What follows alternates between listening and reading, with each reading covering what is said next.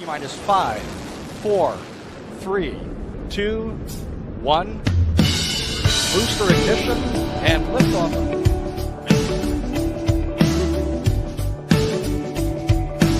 Live from somewhere deep in the Freedom State of Florida, it's the Let's Be Frank Show with your host, Frank.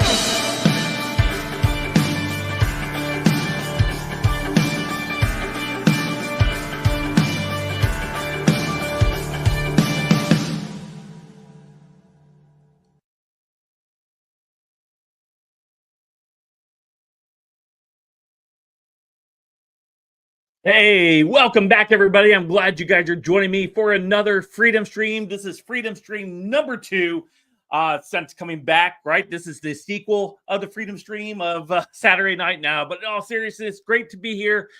Great to see all of you guys here tonight as well as we dive into some great material this evening. Lots to talk about, lots going on, of course. Of course, we've had a whole weekend full of stuff that's happened since Saturday.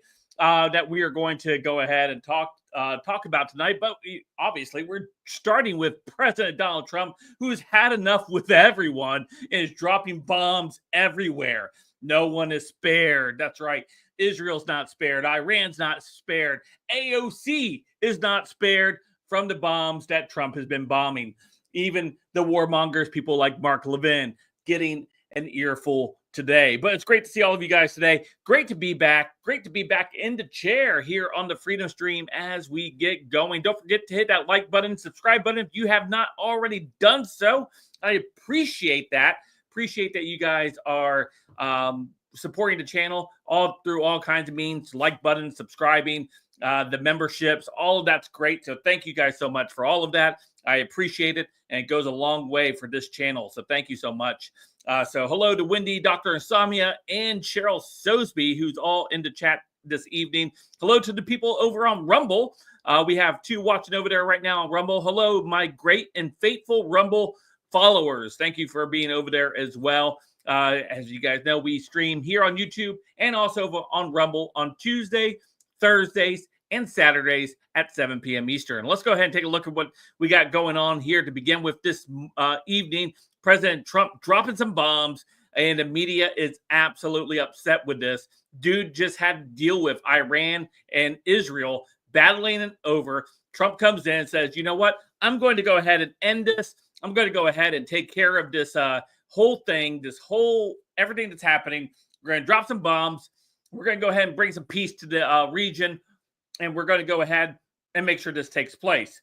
And Trump's been up for like hours, right, in the Situation Room, coordinating this attack with people like J.D. Vance and his, Secretary of Defense, and of course, did I say J.D. Vance, Marco Rubio, and others, Tulsi Gabbard, and everybody that was in that Situation Room Saturday night as he dropped some big bombs on Iran, which obviously caused Iran to go ahead and stop. They threw a couple missiles out that they warned the Trump administration about, was to save face. That flew over and landed in some areas, and the rest were intercepted.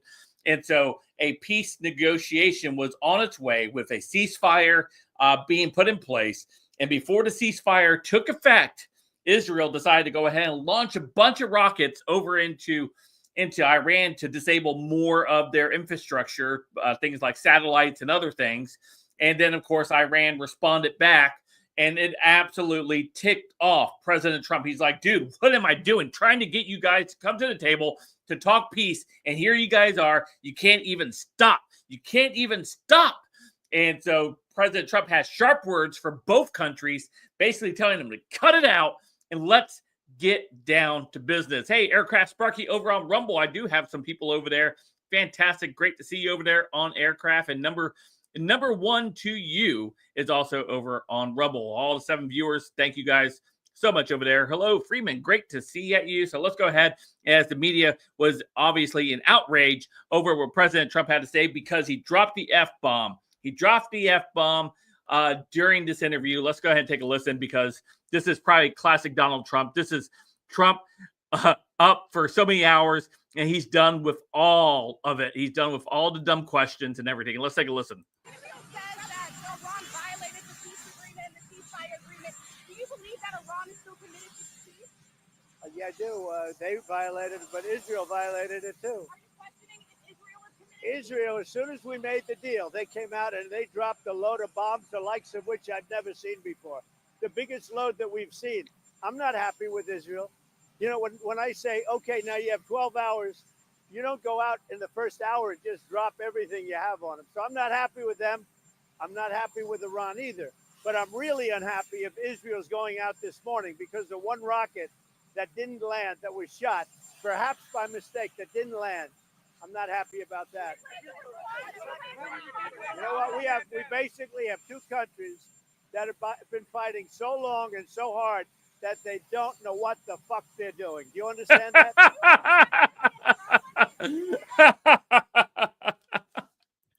You know, Trump is Trump, right? Trump is doing what Trump does.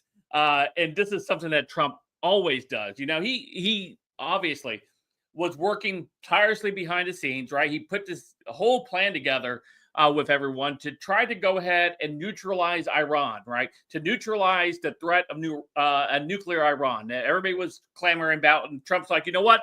Let's go ahead and just take care of it. Let's take care of the nukes. And then after that, we should have some peace, right? That's all we need. We need some peace over there. So that way, you know, things can start happening. Once you get peace into a region, you know, trade opens up, tourism opens up, so much economic flourishing opens up when you are able to do that. If you're not unable to do that, if you're unable to have a peaceful region, people are not going to invest in those regions, right? And of course, the Middle East wars have raged on for decades, right? We've seen this happen decade after decade after decade after decade, right? And ineffective foreign policy, they have all type of foreign policies that's been tried before. It's normally all the same type of foreign policy, which normally ends with like a regime change and boots on the ground. Trump is not working toward that goal, right? Made a lot of warmongers mad. People like Lindsey Graham, Mark Levin, these guys who were absolutely just ready for boots on the ground. Let's go take down Iran, take down the leadership, right? And Trump's like, I'm just trying to preserve peace, man. He's like, I'm just trying to get these people to the table.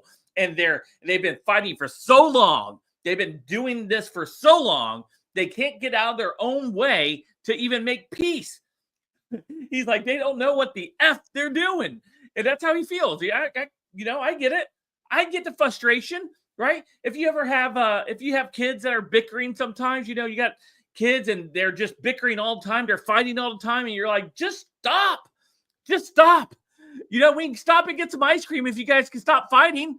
And then, you know, one of them will, you know, poke one and the other one will poke the other one. You end up just like smacking both of them as you're driving down the highway. You're like, stop hitting each other, right?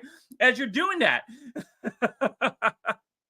and that's how I think President Trump feels, right? At the moment. He feels as though he's dealing with these two children who are so busy just fighting and cannot see beyond just destroying each other. And so Trump comes out and uses very strong language. I think in this sense, it's appropriate. It's appropriate for him to use this type of language in this setting because he is just exhausted from dealing with all of this nonsense. And he's like, we finally got a peace agreement or a ceasefire agreement. And you guys, before it even starts, you guys are just firing rockets at each other again. It's like, stop doing that. And that's what we have going on right now with Iran and Israel and, of course, the United States. And, of course, I'm sure Trump is going to give an earful to anybody else as he is at this conference these next couple days. Trump is, you know, obviously America first. He wants the interests of Americans to be first and foremost. And of course, he had to endure. There were a lot of people saying, we shouldn't be doing this. And I was one of them. We shouldn't, be escalating. We shouldn't be doing this. Obviously, Trump had a better plan, and it worked out perfectly the way it was drawn up. And kudos to Trump, because Trump had the patience, had the wisdom in order to block out enough of the warmongers who wanted to go even further, and ignored enough of the isolationists saying, hey, this is going to hopefully bring peace a little bit more long term if we're able to accomplish this correctly, right? It was a gamble, as anything's a gamble, right? And that is what we saw with President Trump as he worked over the weekend to make this happen. And then as that is taking place, of course, we have, these countries that are doing this, and Trump has to go ahead and say, hey, enough is enough. And what is it going to take? Maybe it takes him saying, hey, if you guys are not going to continue doing this a ceasefire, if we can't come to a peace agreement, maybe the U.S. just needs to pull all of our foreign funding away from any nation that is continuing into this. Maybe we can exude peace by actually using leverage that we have over some of these nations. And by maybe cutting the funding of some of these nations, we can come to a peace agreement. But it takes both parties, right? It takes both parties to be able to come to a peace agreement. A moderator or a mediator, can only do so much, right? A mediator can only do so much. You got two parties, and you bring them in, and you're working through this thing, and you're saying, hey, what is it going to take to us to get peace, right? What concessions do both parties need to make? Because there needs to be concessions on both ends if we're going to have a proper peace agreement.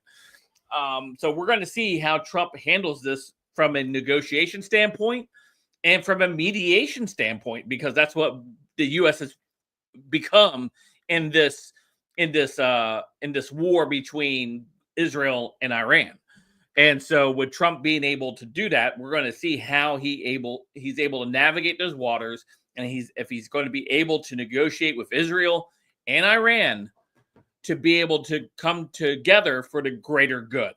And we're going to see if he's able to do that. It's going to be kind of curious what kind of tactics he uses from this point forward, and see if he's going to be able to, masterfully negotiate this with his art of the deal. And we're going to see if Trump's able to bring this all the way home and put a nice big red bow on it. And so we'll see what's taking place there. But of course, the Middle East is always going to be a little bit heated all the time. So I think it's the heat. I really do. I think it's just hot. Yeah. If you live in Florida or maybe other parts of the country where it gets really hot, you get aggravated pretty quickly. We came outside today. We were leaving work, and man, got in the car. It was reading 103 degrees. I'm like, bro, it is hot. It is hot outside. And that's, when people are hot, people get a little agitated, a little angry. Maybe if we had missiles of our own, we'd be throwing them too. I'm just saying, maybe if I had a few missiles, maybe I'd be shooting them too. I don't know about you guys, but I don't know if I'm beyond shooting some missiles if I'm hot and aggravated at other people around me just because it's hot. Who knows? But anyway, yeah, Trump is doing what Trump does, and he didn't stop there. He did not stop dropping bombs just on Israel and Iran. Oh no.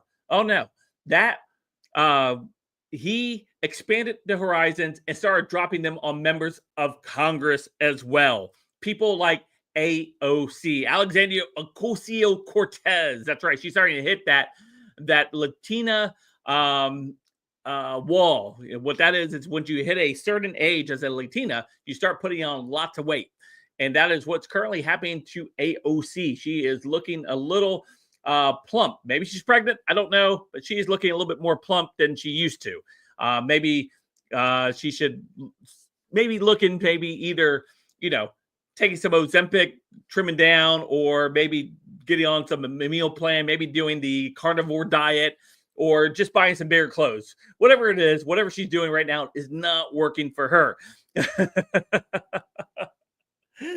But let's go ahead and take a look at the story because it's hilarious. Because Trump just does Trump. Trump is going to just continue to just, he doesn't care when it comes to some of these people who want to just, bring up impeachment once again, bringing impeachment up again. That's right. Here's AOC calling for his impeachment following the bombing of Iran's nuclear sites. And here's the ironic thing, right?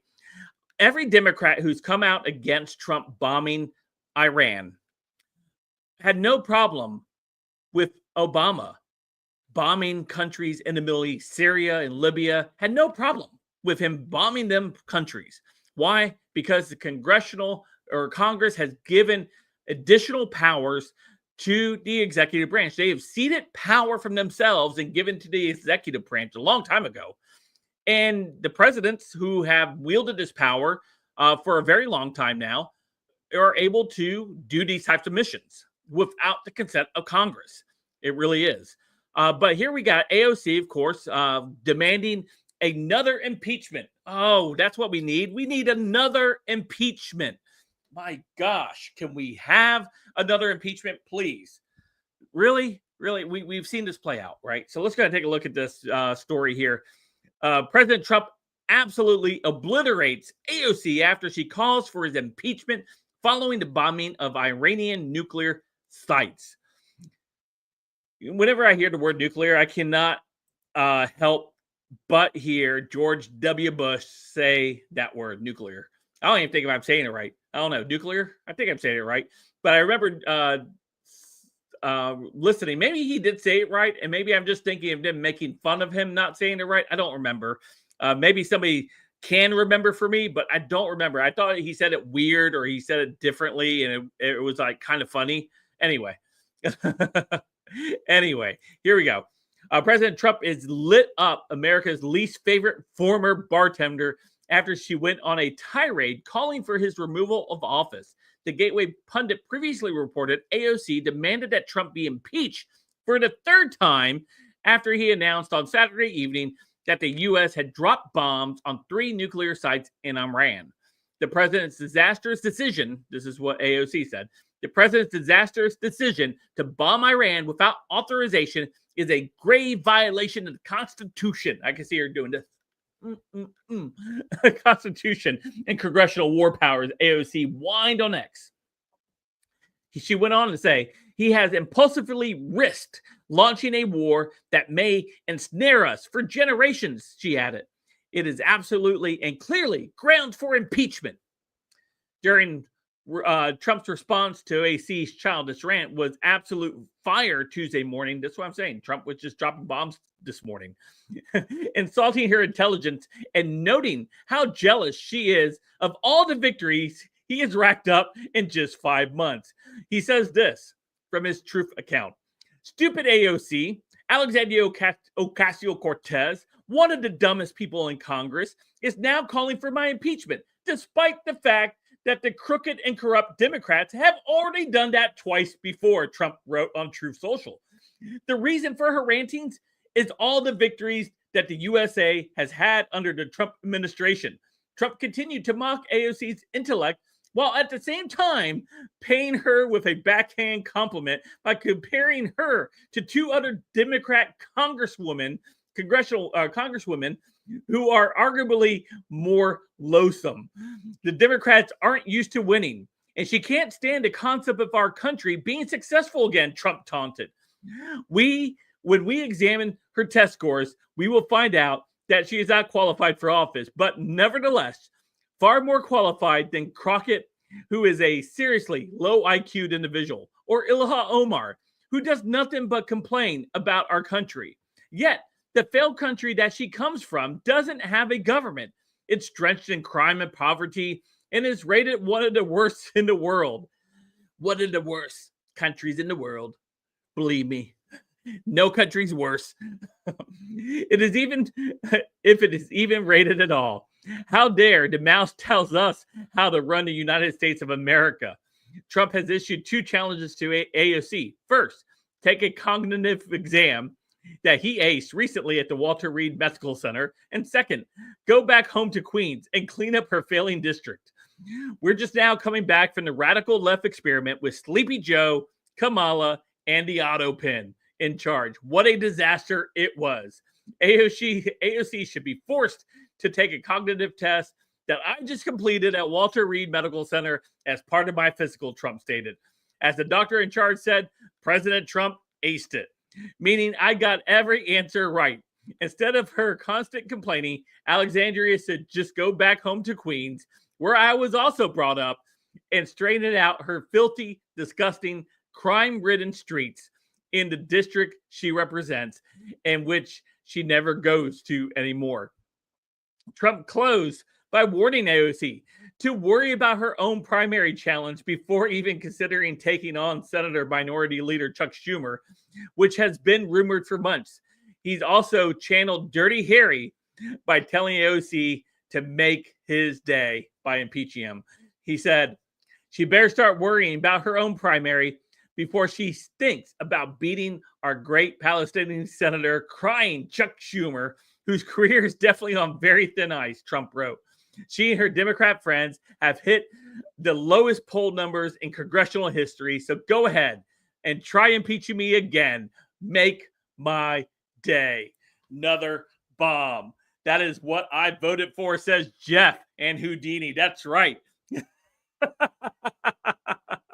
That is awesome. Thank you so much, Jeff and Houdini, for the $5 super chat.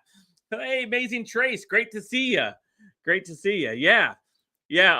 Trump is absolutely just dropping bombs, and he doesn't care. He's up in the B-52 right now, has AOC in the sights and just dropping them truth social bombs on AOC.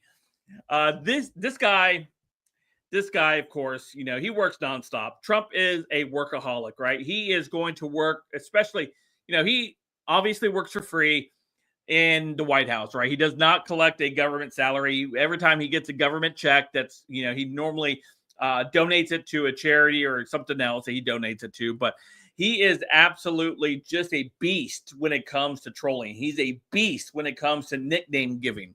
Trump is just that much further ahead in how you deal with people in public, right? He gives you those backhanded compliments like nobody else's business. So when Trump is out there and he's targeting people like AOC or whomever else, you know, Ilhan Omar or the crazy other representative Crockett, which we'll hear a little bit later tonight from, these people are just clowns, man. They are clowns. This is all we see. We see a bunch of clowns, a bunch of people in clown cars.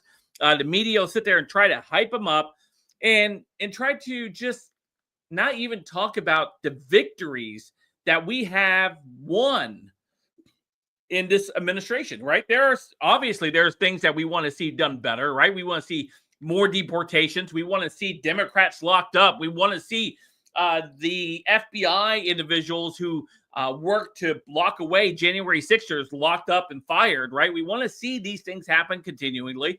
And hopefully things will change over the FBI. Hopefully Bondi gets her act together with the DOJ and we could see more victories, right? And that will excite the base even more as the midterms come up and we see the midterms, right? I'm still a little fearful about the midterms being a bloodbath for Republicans because, again, we haven't done anything significant on Trump's promises that he promised on the campaign trail, right? Taxes, no taxes on tips, no taxes on overtime. Getting that type of stuff passed through is something that he needs to make sure happens with the representatives in Congress. So they have to get in line with this. And the big, beautiful bill, as it's called, the BBB, there's a lot of junk in that bill. I'm not going to lie, there is a lot of pork in that bill. And if they are able to navigate this correctly, I think they can trim this down a little bit and get other people who have been critical of the bill to jump on board. I know Thomas Massie gets a lot of hate, a lot of flack, and he's principled, all right. He is very principled. But we need him to get on board with some of this stuff. And I know it goes against some of his principles, right? We need to get on board with some of the stuff that's in this bill.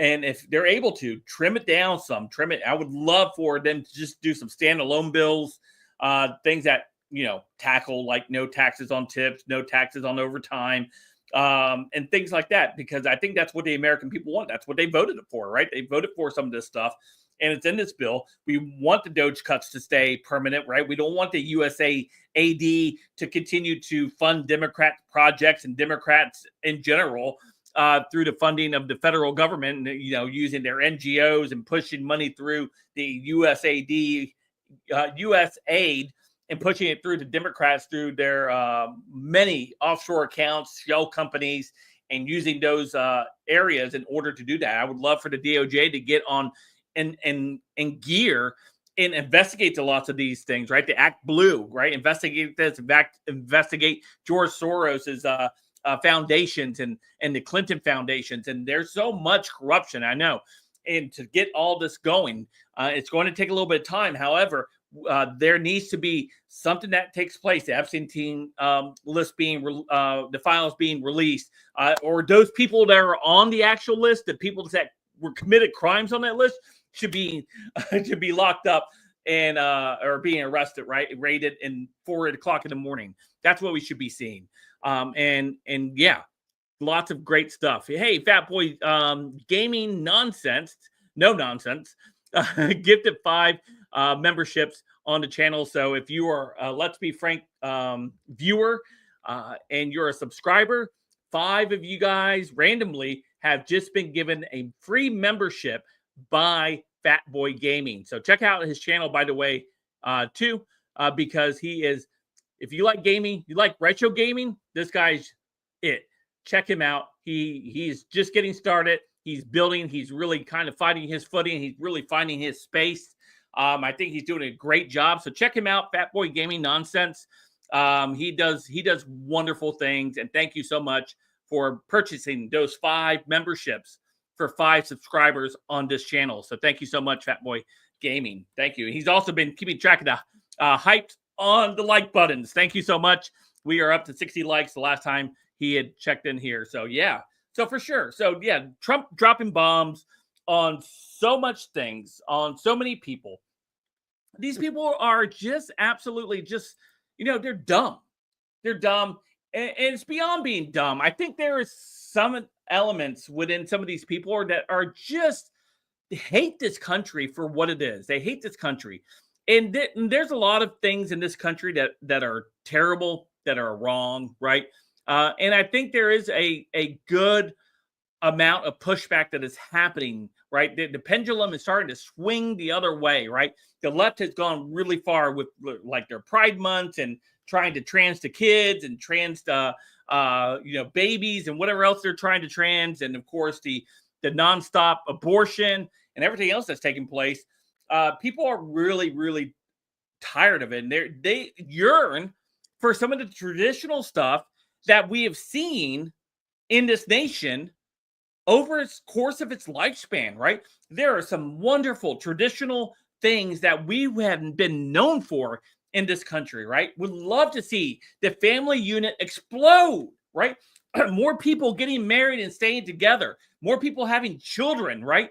Lots of children, not just a couple. But in order to do that, we have to be able to bring down prices, right? Bring down inflation, bring down a lot of these things where it's almost unattainable at this point in a lot of senses, right? People are having a hard time being able to afford housing and food and stuff, and to even think about having kids, And unfortunately, there is a rise in people at least opting out of not having kids and rather, just have pets, right? Because they feel it's much more maintainable, I guess, or whatever. And there's people that can have kids, right?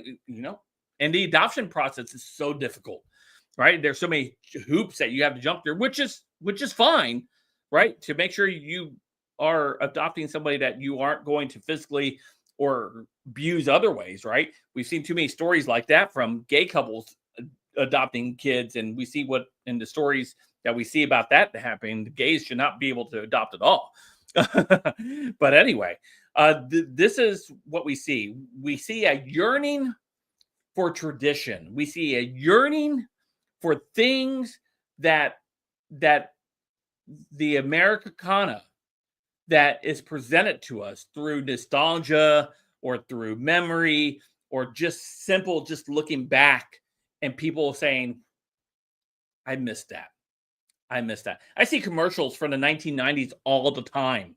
Commercial for, I yearn for that. I'm like, man, I said the 90s were great. Were the 90s so great though? I don't know. Maybe it's my nostalgic glasses that I have on that I see the 1990s as being a great time to grow up in. And I did. I grew up in the 90s. You know, I was a teenager throughout the 90s. It was, I feel it's fun and things were just simple, I think. However, you know, unfortunately, you know, we see a lot of that cool stuff we used to do. I always think about the Pizza Hut, for example. Pizza. I know a lot of you guys probably know Pizza Hut. Remember the old Pizza Hut, the old style Pizza Hut with the red roof, right? The red roof Pizza Hut. There's a few of those traditional Pizza Huts still around. I've seen pictures. I've seen pictures of those traditional Pizza Huts. They're around still. That still have like the interior, like the stained glass lampshades or the lamp coverings, light coverings over the tables, right? The red cups, like the red cups that they used to have, and just so many of the buckets and all kinds of stuff, right? Those are some great stuff. I get nostalgic for that. I was on a road trip recently. I drove down to Dallas, me and my wife.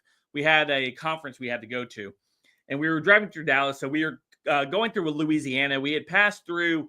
We were on our way back. Actually, we were on our way back from Dallas, and we were passing through Louisiana. We went through. The GPS had us go through all these little small towns. I guess there was traffic that was built up on I-10, so they had us off on some of the other roads. So we got to go through some of these small towns. Went through one of these small towns, and they had a traditional Pizza Hut, but not only just a traditional Pizza Hut, they had a full service gas station. I have not had a full service gas station since the late 80s. The late 80s was the last time I remember going to a full service gas station in the town that I lived in, down in like the Tampa area. It was amazing. I pulled in. I didn't know what to do. I almost forgot what to do. I pulled in, and there was this old dude. He was just sitting in a chair, and I come in. I pull in to get some gas. I look around, and I was like, "Oh, this is a full service gas station." I was like, right. I said, so I rolled down the window, and the old fella comes up to me. He's like, "How much? What can I do for you?" I was like, "Yeah, could you fill it up and unlead it?" He's like, "Yeah, I can do that." And I gave him my card. He put my card in and filled the car up and did the little glass cleaning and stuff. I just wanted to take a picture. I forgot to take a picture of it because it was just so cool. And so I'm like, thankfully I had cash on me because I remember, I think you tipped the guys, right? Was that etiquette that we tipped the full service guys? I'm pretty sure. The etiquette was to tip the full service guys, the guys that came and filled up the car, right? And checked your oil. Remember that? They would check your oil. They would refill sometimes your windshield wiper fluid if you needed it. And in some cases, some of them would check your tire pressure too for you. A lot nowadays, a lot of cars come with the tire sensors on their cars or whatever. But they, I had some cash, and I was like, "Oh yeah," I said. I gave him, I think I gave him like a $5 tip. I didn't know what else to tip him. I felt 20 was way too much and 10 was a little much. So I figured $5 was good. Oh no, I don't know. I don't remember. I just remember I thought you were supposed to tip the full service people. So I did. I tipped him. He was nice. Giant Grasses says, "I was never tipped." I'm sorry, man. I'm sorry you were never tipped. I did tip. I did tip him though. He's a great. Trey says, "I talk about this all the time. Bring back full service gas stations." Yeah. It was fun. It was really cool. I thought it was really cool. But just to say all that, just to say that I think Americans are yearning for tradition. There is something about looking back and how we were as a country, and people kind of yearning for that, right? Yearning for that. You can see it in pop culture as well. You can see it in like the slop that they serve up these days, all the movies and stuff like that. There's, granted, there's some gems in some of the movies that you see there or that come out today, just a couple gems here and there. But it's nothing but slop. We get nothing but slop these days.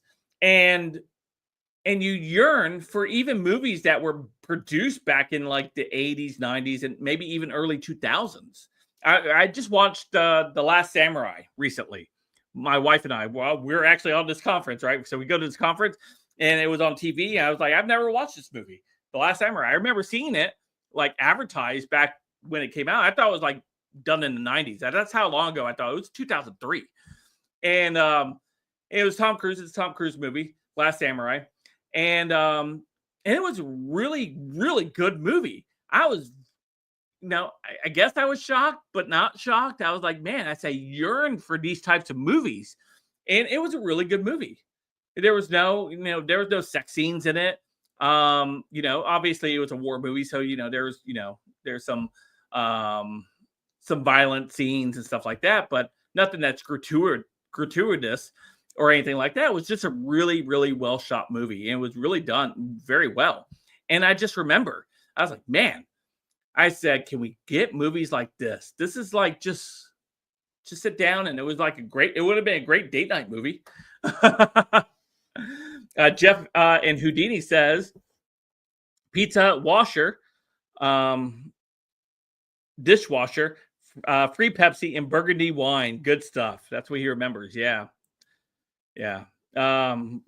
Rodney says, I remember my parents pulling into the gas station and telling them to fill it up, check the oil, and they would also clean all of the glass and bring back the change from $2 with a smile. Wow. Yeah, that's awesome. Yeah. Bobby Walter says, still full service stations in Scranton. Okay. Pennsylvania, I'm presuming, and Pizza Hut too. Yeah. I have a Pizza Hut down the road from us, but I think they modernized it, the Pizza Hut down the road from us. I mean, it's still Pizza Hut, but it's just not Pizza Hut, There is just what Pizza Hut is, right? The essence of Pizza Hut. and I enjoy that. I enjoy Pizza Hut. I really do. I wish more we get back on to something like that. That was great stuff. That was great stuff. And stuff. Let's get back on the stream. I got way in the weeds on that. I got way in the weeds. I am so sorry. I think I took us on a 20-minute detour, just like the GPS did to me going off of I-10 through some of the back roads in Louisiana outside of New Orleans. So sorry about doing that to you guys. So sorry. We'll get back to this because I have a lot of stuff to continue to go through here. Where is it at? Yeah, so AOC was not the only person calling for impeachment for Donald Trump. That's right. Of course, wacky Democrat Al Green. This dude, this Al Green, he was a guy that was trying to impeach Trump after Trump got elected back in 2016. He was trying to get him impeached just for winning the election. And this dude is just crazy. And I don't know why Texans continue to vote for him. This guy's out of Texas. And they continue to vote for him. There has to be fraud in that voting over there with Al Green because he's one of the dumbest members of Congress. But not only that, he's just wacky, strange, weird. And I don't know how he continues to get elected over there in Texas. I don't know what's going on. I visited Texas. I was in Dallas. And I'm not going to lie. I thought I was going to be like driving through desert. I was not. I was a little disappointed, actually. I guess apparently the further west you go in Texas, it becomes more and more like desert. Eastern Texas isn't as desert as Western Texas, apparently. But anyway, I digress. So let's take a look at the story over here with Mr. Al Green. Al Green attempted to impeach President Trump for ordering strikes on Iranian nuclear sites fails in embarrassing fashion. Far-left Representative Al Green from Texas suffered a humiliating defeat on Tuesday after trying to impeach President Trump for the third time. Earlier, Green filed impeachment articles of impeachment against Trump for what he described as high crimes and misdemeanors in connection with attacks on 3 nuclear sites in Iran. He says, I believe that the President of the United States has committed an impeachable act, Green whined. HRES, or House Resolution 537, addresses abuse of presidential powers by disregarding the separation of powers, devolving American democracy into an authoritarian government, and usurping congressional power to declare war. He didn't declare war. Again, it wasn't a declare war. Again, this is what, of course, a lot of the mainstream media will lie to their viewers about. He says, I take no delight in what I'm doing. Yes, he does. I do this because I love my country. No, he doesn't. I do this because I understand the Constitution. No, he doesn't. It's going to be meaningful, or it will be meaningless, he added. No one person should have the power to take over 300 million people to war. He didn't. Without consulting Congress of the United States of America. Congress gave that right back to the president. I do this because if I do not, this authoritarian president that we currently have will continue to assume power. See, they call him all these names, right? They call Trump all of these names. They call him, like he's a king. No king protests. I'm glad they were able to have this protest if we have a king, right? Because the king wouldn't stand for it. A king would have put down the little rebellion. He would have sent the royal guards out there and taken care of all of that. Trump did not do that, obviously. Representative Al Green, if he lived in the country he pretends that he lives in, after that little speech there, he would have been disappeared. That hasn't happened.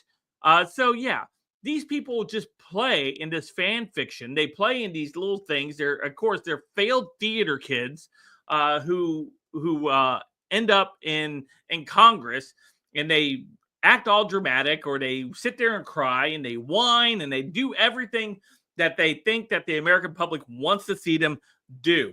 And it just comes off as cringe and unserious. Nobody takes these people serious. I don't take them seriously. And you guys should probably not take these people seriously. However, Al Green has no problem with Democrat presidents bombing countries like Syria and Libya. No problem with them doing that. Yeah, I guess that wasn't war, right? These people are dumb. They're just dumb. And the more that these people continue to just be how they are, it's hilarious. It's hilarious how dumb these people are, but it's also frightening. It's frightening that these people are so dumb, and that we got to see them be this way. And Green has no problem with that type of fascist government that he describes, because he had no problem with the FBI under Joe Biden and Merrick Garland going house to house and arresting January 6ers. He had no problem arresting Americans for peacefully protesting at the nation's capital for an election that many people had issue with. And you're allowed to have issues with, right? The Democrats are crying right now. They're still crying about how Elon Musk stole the election for Donald Trump, right? You'll see Donald Trump activating the FBI to go arrest every single person who sat there and protested against it, right? You'll see President Trump activating the FBI to go arrest every agitator that's been out there. He should.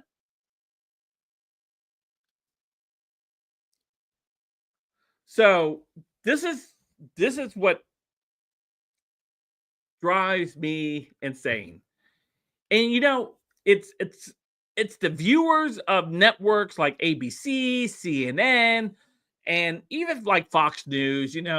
These outlets, like all of the major corporation outlets, they're just nothing but propaganda farms. They all suck. You might find one good person on maybe Fox News, or two good people, right? But the majority, they're just terrible. Same thing with obviously all the other ones too. There's a couple, maybe one or two in some of these networks that are just honest, and they do their best to be honest. But it's just miserable that these people feed into this. Remember during No Kings protest, they were literally going and like wheeling nursing home patients out into the street and having them hold up signs. The majority of those nursing home residents had no idea what they were holding up. They had no idea what they were protesting. Well, maybe they thought they were protesting King George. They're like, no kings. Is this a revolution?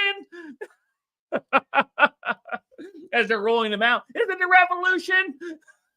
Paul Revere has come through. They're holding up the sign, no kings, right?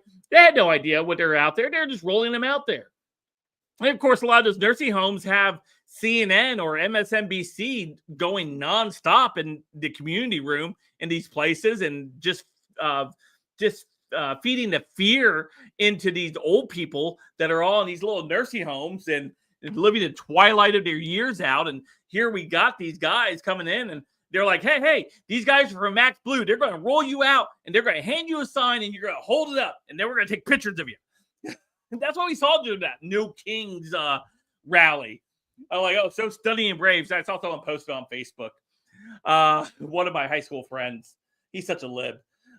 He posted on his Facebook, oh, look at these guys going out there and protesting no kings. Yeah, that's what we need. We don't need no kings. I was like, yeah, that was so stunning and brave. He was obviously, I did it very sarcastically. I was like, oh, so stunning and brave.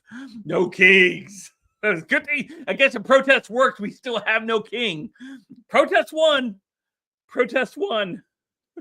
Got no kings. Yeah, but it's sad though, right? It's sad that we have these I think those activist groups need to be held accountable, right? And that's elder abuse, right? Just like Jill Biden needs to be held accountable for elder abuse with Joe Biden. Democrat Party has a real issue with elder abuse. I think we see a pattern going on here. There is definitely a pattern that we see happening with the Democrat Party and elder abuse. They just love beating up on elders and taking advantage of them. Your average Democrat will probably sit there and forge checks from their grandmother. Okay, grandma, can you sign this check? Clearing out her savings account that she's worked so hard to accumulate over the years to live out her twilight years. And here you have, these Democrats coming in here like, just sign this. It's a donation check. And they'll say who to it is. It's like to Kamala Harris, right? This is how they're getting all of these funds. There's a real elder abuse issue going on right now in this country. It's an epidemic within the Democrat Party. Hello, Joey. Great to see you. Hey, Dave, Jarhead Marine. Great to see you as well. This is what we see in the party. It just elder abuse everywhere you look into the upper echelons of our government. There is elder abuse taking place or elder abuse that took place. Who knows what Joe Biden's going through at home right now. Probably Jill's like withholding dinner from that dude. Guy voted for Trump and now he's like, being held in the basement in his own home. Poor Joe, man. Joe probably has it worse than most of the old presidents that served, man. Jill is very controlling. She probably has him on a very tight leash. And poor Joe.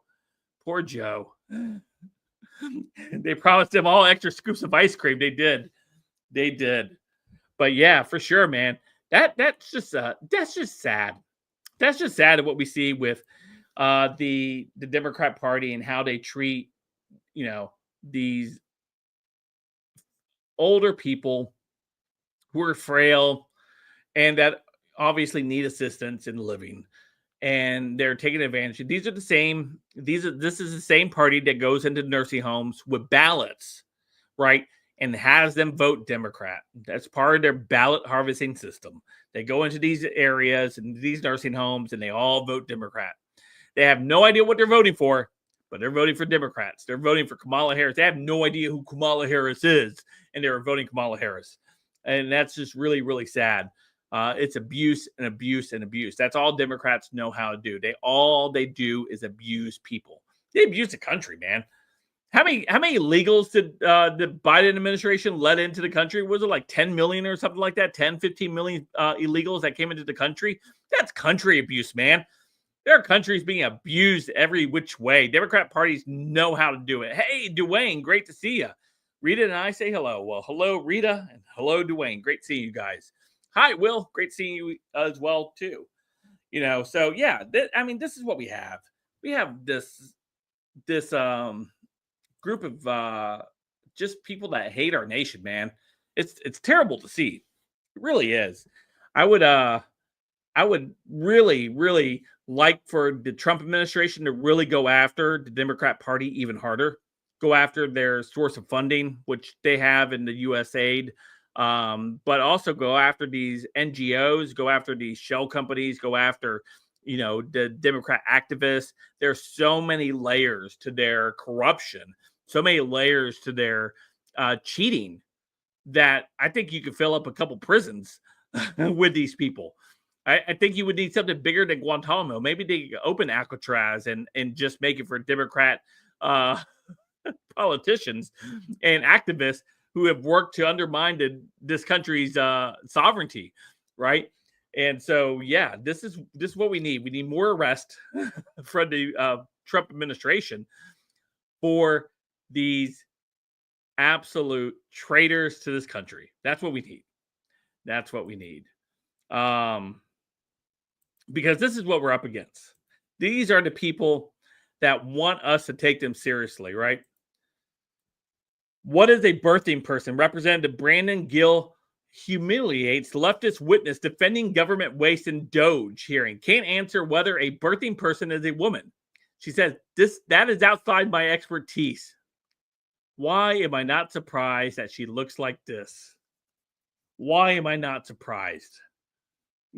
I mean, that just screams, I don't know what a woman is, or I don't want to say what a woman is, because if I say what a woman is, then I'm going to be ostracized of the Democrat Party. I'm not going to be allowed at my local coffee shop.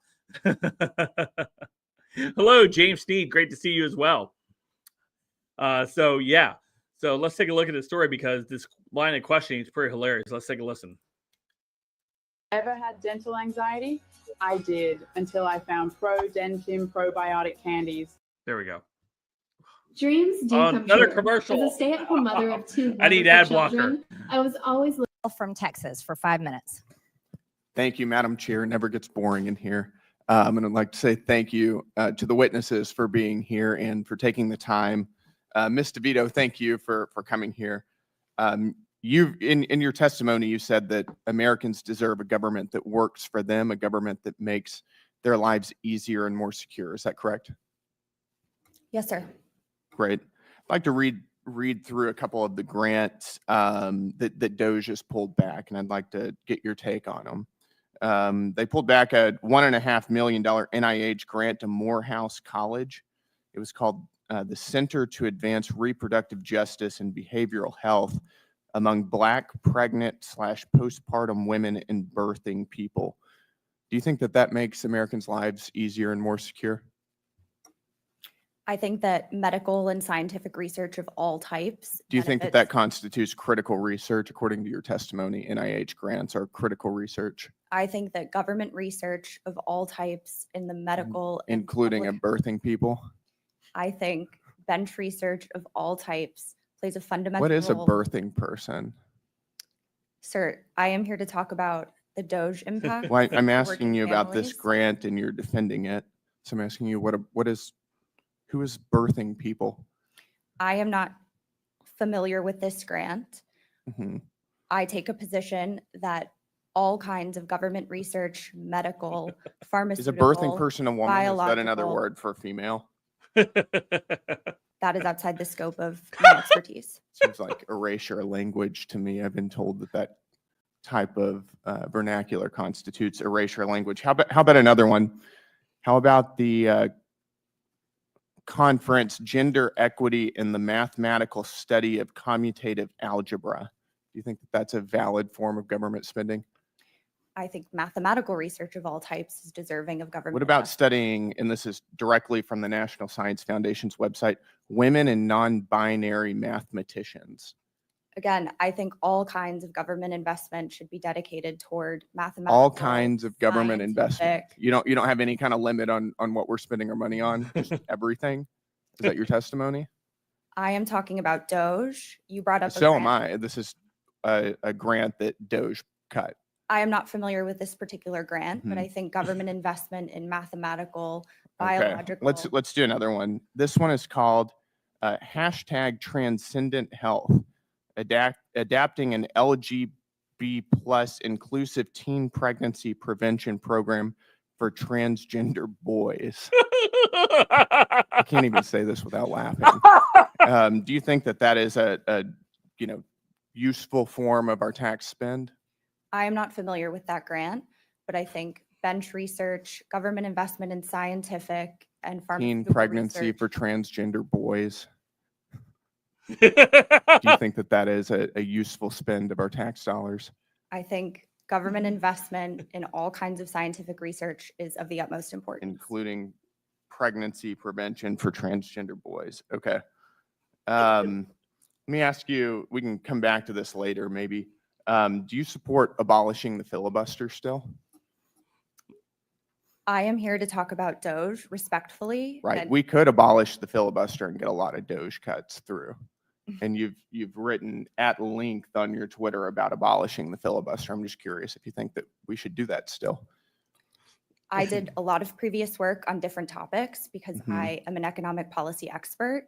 And respectfully, I'm here to talk about Doge cuts. Okay, but we could abolish the filibuster and get Doge cuts. This is totally germane here. Do you think we should? I am here to talk about Doge cuts, not strategies for achieving more of them, but the harms that they have produced for working families. That's a convenient change of opinion. I noticed that most of your comments about the filibuster were during the Biden administration. But we can move on. Let's go back to some more of these grants. Do you think that we should be spending money on, quote, the racialized basis of trait judgments from FACES? I am not at all familiar with that grant. It's a $500,000 NSF grant. Okay, I am not familiar with the subject matter or the Right, particular but you're grant. defending these. I am saying that I think the government You're pretty has- adamant against Doge cuts, and I'm asking you if you support the cuts I think that that there Doge is has found. economic and medical, public health, communal benefit to What the about government investing in- cross-sex steroid therapy and cardiovascular risk in the transgender female? Again, I think government investment in scientific research is Right. important. Thank you for your testimony. I appreciate it. The gentleman's time has expired. I now recognize.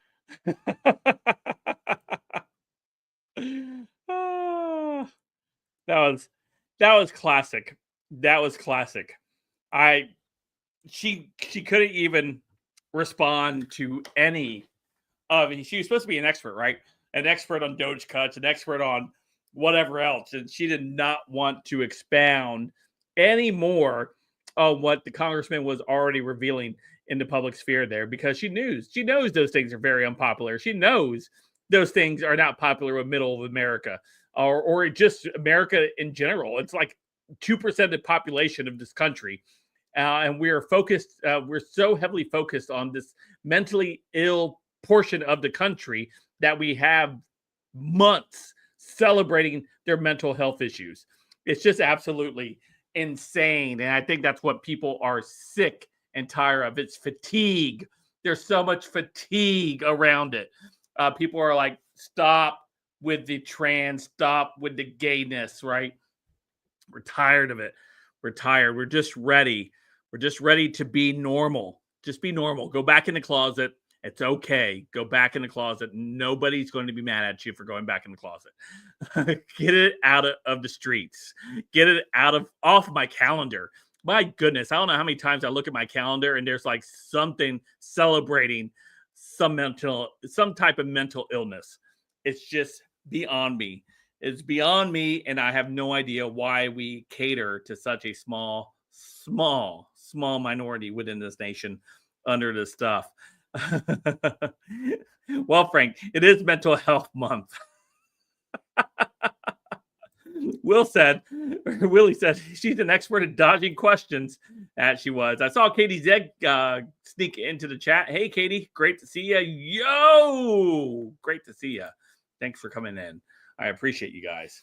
Appreciate it. Hey, Roofing Dude Bear, great to see you as well too. Thank you for coming in. Yeah, I mean, this is what we're dealing with. That's the insanity we're dealing with, and I have no problem Trump dropping bombs on these types of people. Trump dropping bombs on that lady, on AOC, on Al Green, or Mark Levin. I don't care. Let him drop bombs on these people. Maybe a nuclear one. Maybe that's what we need. I don't know. You guys tell me. I don't know. I don't know if we need that one or not. But that was great. I absolutely love that line of questioning. So we got some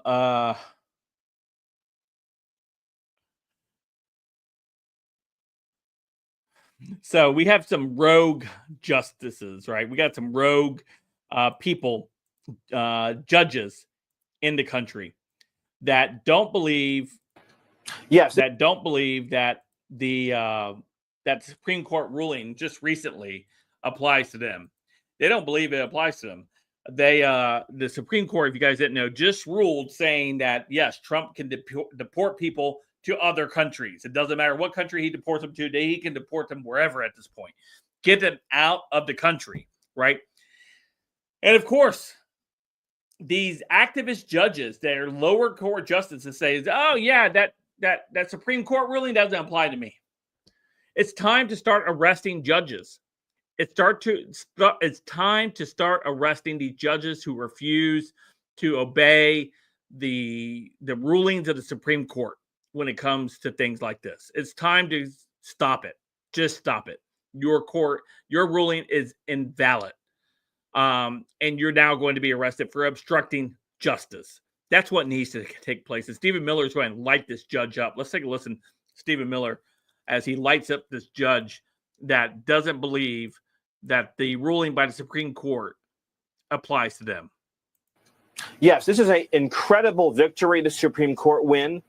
It allows President Trump, as the law has long said, but the courts have blocked, it allows President Trump to send illegal aliens convicted of rape, murder, homicide, assault, battery, crimes against children to any country around the world that is willing to accept them. So whether that be South Sudan, or whether it be Somalia, or whether it be Ethiopia, any country in the world that is willing to accept these monsters, we can get them out of our country and be free of them forever. The only thing I have to share tonight, Sean, in a little bit of breaking news, is that the district court judge in Boston has said he's going to defy the Supreme Court's ruling. So expect fireworks tomorrow when we hold this judge accountable for refusing to obey the Supreme Court. DOJ, the FBI needs to go ahead and go arrest that individual now.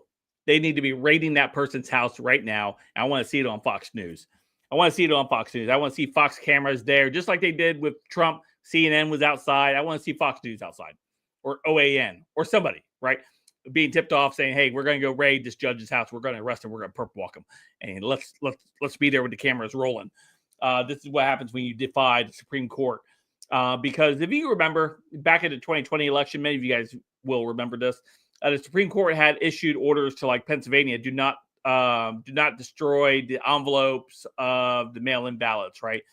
They needed to be all put together, and the Pennsylvania, some of the biggest areas within Pennsylvania, declined and refused to obey the order. And they went on to discard the envelopes because the signature process, right? There was a signature process that needed to be put in place, that they needed mass signatures. And Pennsylvania, some of the cities in Pennsylvania, like Allegheny County, refused to do it.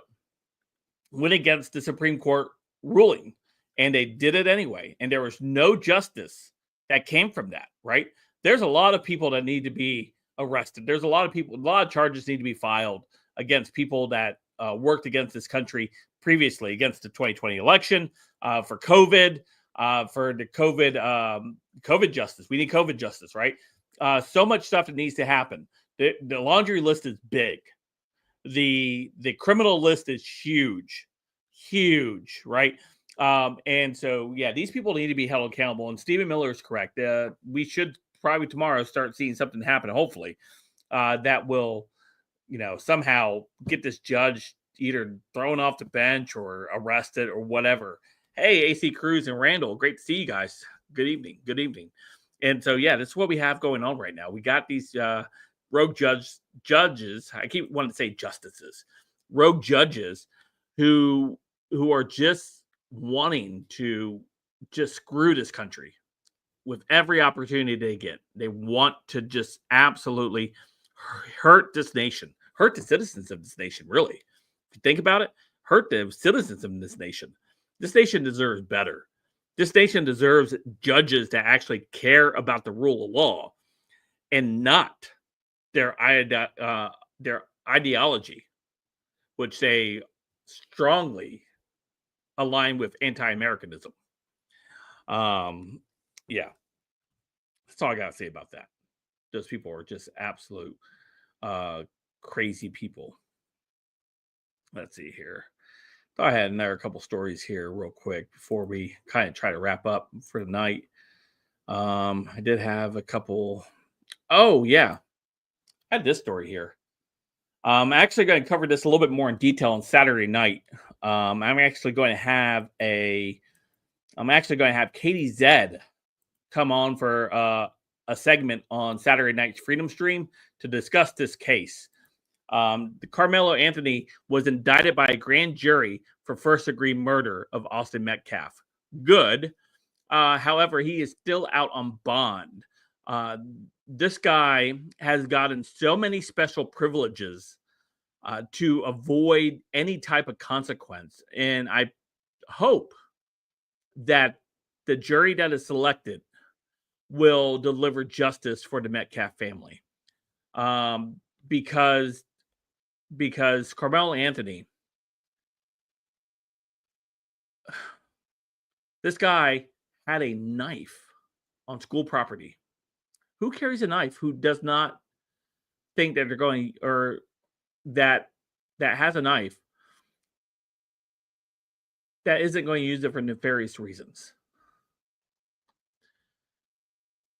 I really hope that justice is served in this case. And we're going to have Katie on Saturday night for a segment to kind of break this case down for us. So tune in Saturday night for Freedom Stream. I'll probably have her on the second half of the show, and we're going to break down this Austin Metcalf case, because it's an important case, I think. Something that is going to set a precedent, because we know if this was flip-flopped, if it was Austin Metcalf who had stabbed Carmelo Anthony and Carmelo Anthony died, there'd be riots all over Texas and all over the country, and we'd be doing George Floyd 2.0, gold casket funeral, broadcast throughout the world, leaders kneeling at the coffin, celebrities crying and doing hashtags and stupid videos. It would be insane. However, because it was a white male who was stabbed and killed by this black male, the media has long abandoned this case, and the prosecution office has done everything it can to bend over backwards to accommodate this individual who's been indicted by a grand jury of first-degree murder. So, yeah, we'll see how this plays out, but I'm not going to dive too much more into it tonight. We're going to save that for Saturday night, and we're going to have Katie Zed on to talk about it, and we're going to kind of break that down. She's going to help us break it down and help us understand more of the dynamics of that case. And knowing Katie, she's going to do lots of homework for this, and she's going to really give us a good breakdown. I can feel it. I can feel the breakdown already. She's going to send me like an email filled with a bunch of information I'm going to have to try to read. I'm going to be like, no, that's why I'm bringing you on. You're the expert now. I'm just going to ask the questions now. That's what that is. Oh, goodness gracious. All right. Let's see here. I have one other story I just wanted to look at real quick before we go here. Yeah, that Austin Metcalf, that story is, there's a lot going on there. We're going to try to break it down. Let's see here. Maybe that was the last one.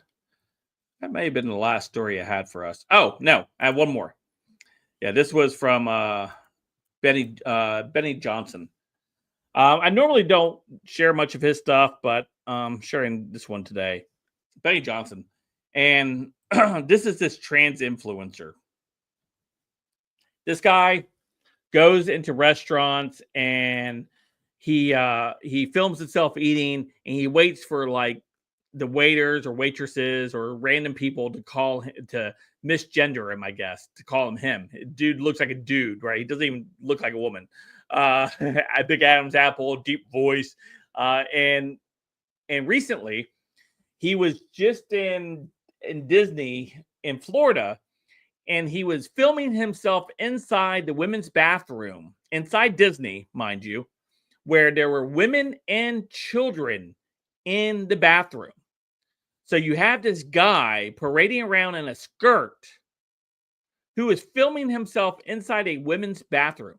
Now, if this was just a normal dude, a regular guy, like say if it was me, for example, if I decided to go into a women's bathroom, which I would never do, but if I did, and I decided to go ahead and film myself in that bathroom with women and little girls inside that bathroom, I would have been arrested on the spot. If not probably beat down by the angry dads outside. Rightfully so, right? That's what should have happened. Him arrested. I don't know about the beat down, but you guys can decide that. I'm just saying that's what would happen if it was me. But nothing happened to this guy. He was allowed to go into these, and he was like live streaming it. Live streaming inside a women's bathroom, invading their privacy, and nothing happened to him. Disney needs to be sued, by the way. If I was a woman in that video, I would have absolutely sued Disney already for allowing a man to be in the bathroom filming. That's perverted. That is perverted. And so the story comes out. So that's the background of the story. Benny Johnson tweets out here. It says, trans influencer Lily Tino is confirmed to be under criminal investigation for filming in a women's bathroom at Disney, a felony under Florida law. This follows our exclusive report with Florida Attorney General James on the show. He faces 5 years in prison and a $5,000 fine. I think he deserves way more than a 5-year prison sentence. That dude deserves probably like life in prison. Life in prison without a chance of parole in a men's prison, not a female's prison, a men's prison. So I hope that the Attorney General here in the state of Florida will go ahead and ensure that this guy is arrested and he is brought to justice. Brought to justice. You cannot do that. Can't do that. That's sick. That's perverted behavior. And they're like, oh, no, there's nothing perverted about the trans community. They're all rainbows and flowers. No, they're not. They're a bunch of degenerate perverts. That's what they are. Degenerate perverts. A normal person does not go into a women's bathroom, film themselves wearing a skirt with women and little girls in the background of your video in a bathroom. They don't do that. Perverts do that. Degenerates do that. Normal men do not do that. We want to protect our women. We want to protect our children. And I'm sure if any of you good men were out standing outside that bathroom waiting for your wife to come out with your little girl, and your wife comes out and says, yo, there's a man in there filming us, I'm sure you would get security involved, or you would take security into your own hands. It's just ridiculous that, again, catering to this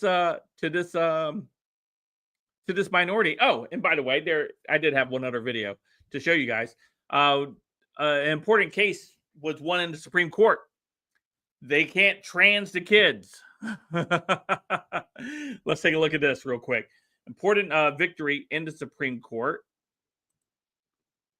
Let's see here.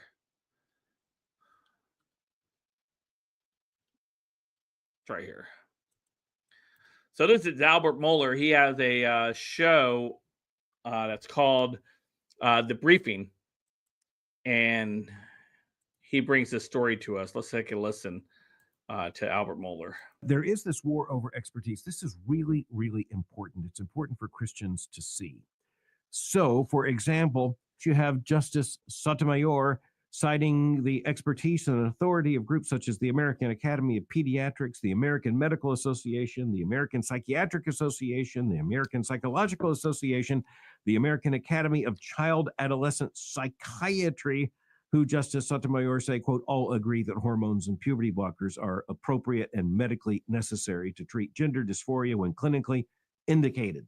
In contrast, Justice Thomas, a conservative justice, writes, quote, in politically contentious debates over matters shrouded in scientific uncertainty, courts should not assume that self-described experts are correct.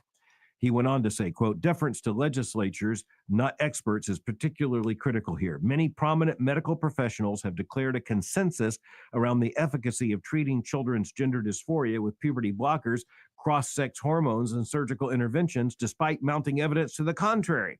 He continues, they have dismissed grave problems, undercutting the assumption that young children can consent to irreversible treatments that may deprive them of their ability to eventually produce children of their own. Justice Thomas continues, they have built their medical determinations on conceitedly weak evidence, and they have surreptitiously compromised their medical recommendations to achieve political ends. He then makes this incredibly important statement, quote, the court today reserves to the people, their elected representatives, and the democratic process the power to decide how best to address an area of medical uncertainty and extraordinary importance. End quote. Justice Thomas then inserts a statement emphatically meant to make his point. Experts and elites have been wrong before, and they may prove to be wrong again. End quote. So the bottom line in all of this is that sanity prevailed as this state law there in Tennessee was upheld. The court found that Tennessee's law was not unconstitutional. There you go.